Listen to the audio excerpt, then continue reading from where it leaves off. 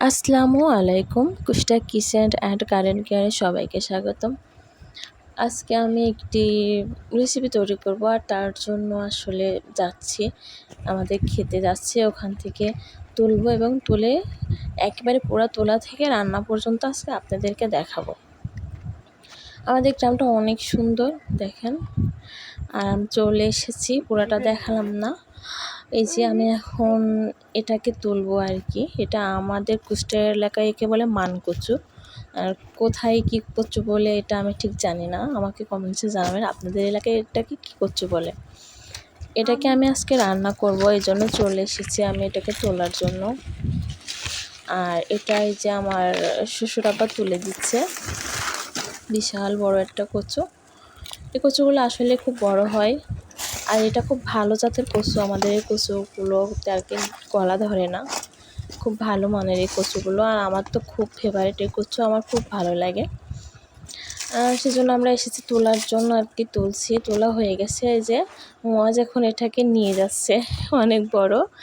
ও আসলে টানতে ওর কষ্ট হচ্ছে।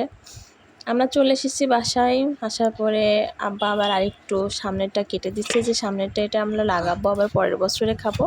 আর এটা কেটে দিচ্ছে আমার ছোটো দেবর, ও ঢাকাতে নিয়ে যাবে সামনেটুকু, আর আমি পিছনের এটা রান্না করব। যে এবার এটাকে আমরা কেটে নেব, কেটে শুলে রান্না করব। এখন এটাকে আমার শাশুড়ি মা কেটে দিচ্ছে। আমার আসলে কুটতে গেলে যে কোনো কচু হাত চুলকার জন্য আম্মু বললো আমি কেটে দিচ্ছি। আমার এগুলো কাটা হয়ে যাচ্ছে।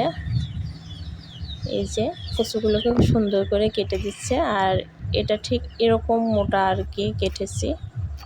এই যে এখন এটাকে আমি ধুয়ে নিয়েছি, নিয়ে এবার আমি রান্না করব। শ্বশুর আব্বা তুলে দিল, শাশুড়ি মা কেটে দিল, আর আমি রান্না করছি। এখানে আমি গরুর গোশত নিয়েছি, 500 গ্রামের একটু কম নিয়েছি। আর এখানে নিয়েছি মরিচ বাটা, এখানে নিয়েছি রসুন বাটা আর পেঁয়াজ বাটা। আদা বাটাটা আমি আলাদা করে নিয়েছি। এই যে এখানে নিয়েছি আপনার এলাচ, দারচিনি, তেজপাতা, লবঙ্গ। এখানে নিয়েছি আদা বাটা, আর নিয়েছি জিরা বাটা, আর ধনিয়া বাটা, আর একটু সরিষা বাটা। এবার আমি এটাকে রান্না করব।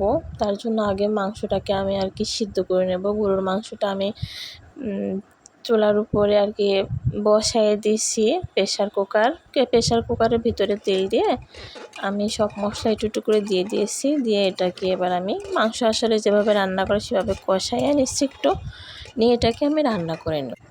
একটু পানি দিয়ে এবার আমি প্রেশার কুকারটার মুখটা আটকায়ে এটাকে সিদ্ধ করে নেব।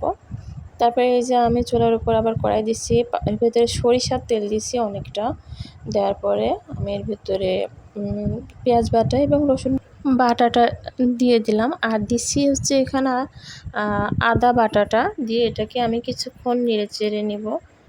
আসলে মাটির চুলাতে রান্না যেহেতু, এজন্য একটু অনবরত নাড়তে হয়, তাপমাত্রা যেহেতু অনেক বেশি থাকে। তারপরে এর ভিতরে আমি দিয়ে দিচ্ছি মরিচ বাটা, হলুদের গুঁড়া আর লবণ, শুকনো মরিচ বাটা। এটাকে আমি বেটে নিয়েছি আর কি। বাটা মশলাটা দিয়ে রান্না করলে রান্নার স্বাদ অনেকটা বেড়ে যায়। এটাকে আমি এখন একটু কষাই নিচ্ছি, নেওয়ার পর এর ভিতরে আমি বাদবাকি মশলাগুলো দিয়ে দেব। এখন দিচ্ছি আমি এখানে সরিষা বাটা, জিরা বাটা, আর ধনিয়া বাটা। এটাকে দিয়ে একটু নেড়ে চেড়ে হালকা একটু পানি দেবো আর কি, দিয়ে এটাকে আমি কষিয়ে নেব। আর এই যে এগুলোও দিয়ে দিলাম, মশলাগুলো আস্ত গোটা মশলাগুলো সব দিয়ে দিলাম। হালকা পানি দিয়ে এটাকে কষিয়ে নেওয়ার পর আমি দেখাচ্ছি আসলে এটা কেমন হবে। আমি 5 মিনিট মতন এটাকে কষিয়ে নিয়েছি। যে নেওয়ার পরে এই যে তেলটা এমন উঠে গেছে উপরে, আর একটু নেড়ে দিচ্ছি। এই যে এটা আর একটু কষে নেওয়ার পরে যেমন হয়ে গেছে আর কি। এখন আমি সিদ্ধ করা মাংসটা এর ভেতরে দিয়ে দেবো, ঢেলে দিচ্ছি। ঢেলে দেওয়ার পরে এটাকে আমি আবার ফের কষিয়ে নেব, মাংস এবং মশলাটাকে কষিয়ে নেওয়ার পরে 10 মিনিট 15 মিনিট পরে আমি আবার দেখাচ্ছি আপনাদেরকে যে এটা আসলে কেমন হয়েছে। 15 মিনিট পরে এই যে আমি দেখাচ্ছি যে আমার মাংসটা ঠিক এমন হয়ে গেছে আর কি, গোশ রান্নাটা। এখন এর কচুটাকে আমি এবার দিয়ে দিচ্ছি,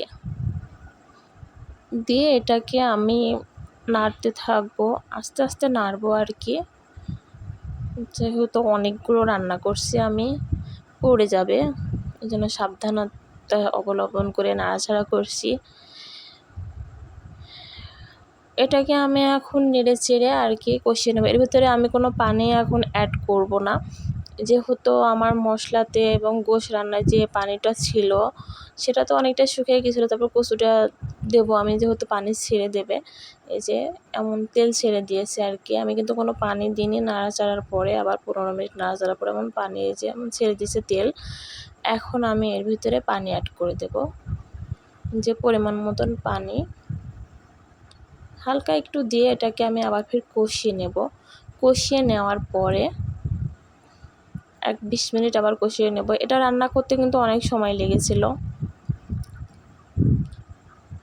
20 মিনিট কষানোর পরে আর কি আমার এই যে কচুটা ঠিক এমন হয়ে গেছে, যে সিদ্ধ আমি দেখাচ্ছি আর কি, হালকা সিদ্ধ হয়ে গেছে। এখন আমি পানি অ্যাড করে দেবো পরিমাণ মতো, যতটুকু পানি লাগবে দিয়ে এবার আমি ঢাকনা দিয়ে ঢেকে এটাকে রান্না করে নেব। এর ভিতরে কিন্তু আমি নেড়ে চেড়ে দিয়েছিলাম, দেওয়ার পরে এটাকে আমি রান্না করে নিয়েছি। এই যে আমার রান্না করতে অনেক সময় লেগেছিল, এটা প্রায় 2 ঘন্টা। তারপরে আমি এরপরে মশলা ছিটিয়ে দিচ্ছি, এটাকে আমি এবার নামিয়ে নেব আর কি। ভাজা মশলাটা আমি দিয়ে দিচ্ছি, এটা জিরা আর এবং অন্যান্য গোটা মশলা যেগুলো আছে আর কি, লবঙ্গ, গোলমরিচ আর দারচিনি, এগুলো গুঁড়া করে আমি দিছি। এবার আমি নামিয়ে নিয়েছি। এই যে কচুটা ঠিক এমন হয়েছে এবং খুব সুন্দর এবং টেস্টি হয়েছে। এইভাবে রান্না করলে কচু আসলে খুব মজা লাগে। আর এই কচুটা কিন্তু যেহেতু মান কচুটাতে গাল চলকায়, গলা ধরে আর কি, গলা চলকায়, তো ভালো মানের কচুটা নিয়ে আপনারা রান্না করবেন, তাতে কিন্তু কিছু হবে না। আমাদের কচুটা খুব ভালো ছিল, তাই আমাদের গলা চলকায়নি আর কি, এবং সবাই খেয়ে খুব মজা পেয়েছিল। এবং এভাবে রান্না করলে বেশ মজা লাগে। আমি বাসায় মাঝে মাঝে রান্না করি, কচুটা আমার খুব ভালো লাগে। এটা অনেক উপকারী কিন্তু হার্টের জন্য। আপনারা বাসায় চেষ্টা করবেন এবং রান্না করে আমাকে জানাবেন খেয়ে কেমন হয়েছিল। সবাই ভালো থাকবেন। আসসালামু আলাইকুম। ভিডিওতে লাইক কমেন্টস করবেন আর আমার চ্যানেলটিকে সাবস্ক্রাইব করে দেবেন। সবাই ভালো থাকবেন।